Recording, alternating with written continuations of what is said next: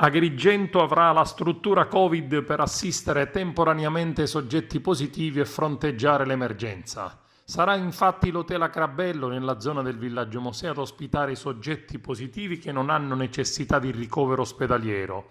La struttura dovrà ospitare altresì i pazienti che sono stati dimessi dagli ospedali e sono ancora positivi ed infine i soggetti che non avendo fatto il tampone hanno bisogno di essere sottoposti al regime della quarantena. La struttura alberghiera ha partecipato al bando della Regione Siciliana manifestando disponibilità ed attende adesso l'autorizzazione del Dipartimento Civile regionale.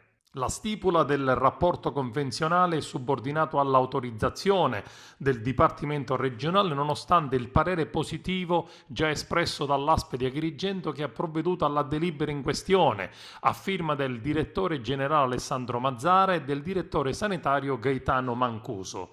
L'avviso della Regione prevede una contrattualizzazione vuota per pieno, cioè il pagamento al consumo nelle province che non hanno provveduto ad alcuna forma di contratto.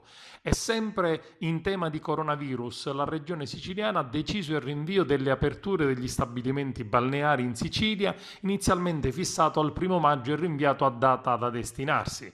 Non sapremo ancora, ha dichiarato l'assessore al territorio Totò Cordaro, se la stagione risulterà completamente compromessa ed in ogni caso vogliamo venire incontro agli operatori del settore, abbiamo deciso di esonerarli dal pagamento dei canoni demaniali per agevolare la ripresa delle attività turistico-balneari.